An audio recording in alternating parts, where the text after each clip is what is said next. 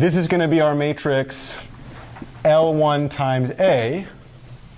And we just said that that was going to be 5, 0, 0, 0, 2, negative 3, negative 9, 12, 3, 1, 4, negative 6, 6, 2, 10, negative 14. Do you see something really interesting here? What do you notice about this block right there in the first matrix versus the block in the second matrix? Yeah, why does that make sense?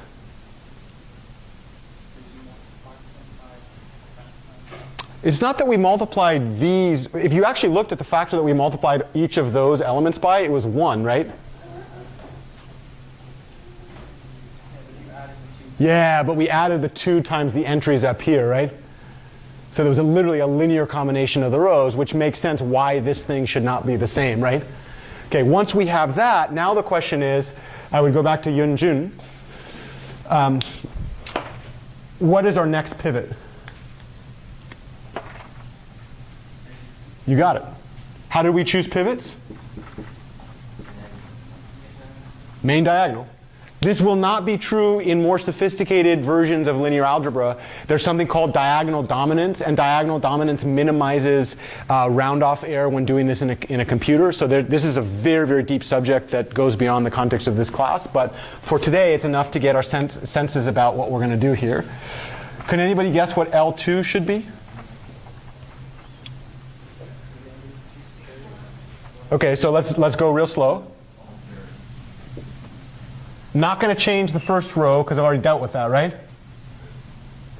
Not going to change the second row, right? Because now that second row has the 0 and the non-zero, which is what I hoped for.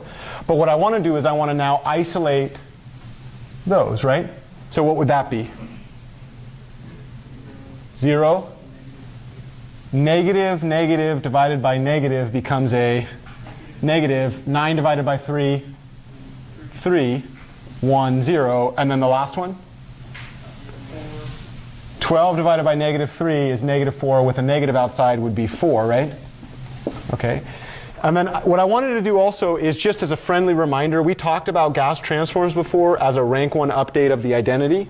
And I just wanted to really remind us what we were doing here. What is the vector that shows up under the diagonal element? Yeah, so I have a 0 there, and then I have a 2, 1, negative 2, right? So that's the rank 1 update formulation of that particular Gauss transform. Let's try this one. So what is L2? Well, it would be I4 plus the Gauss. Oh, I think we said minus, right? Do you remember we used a minus right here? And then all of you were like, why are you putting a minus?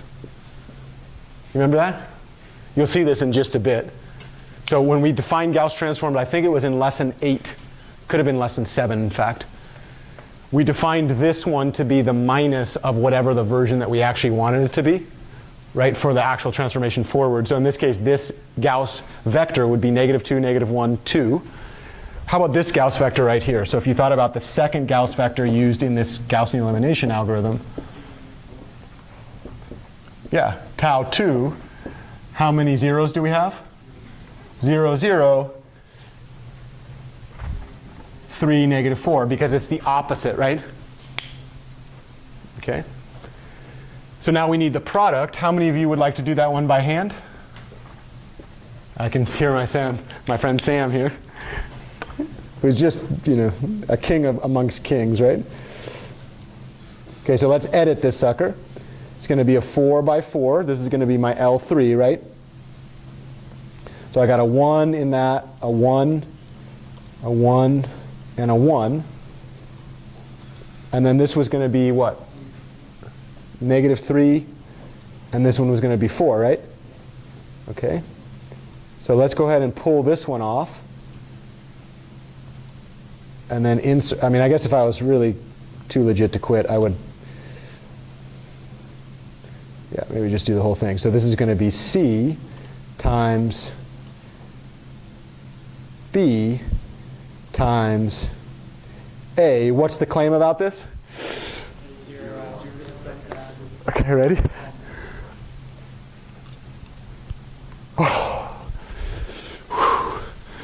It's working, right?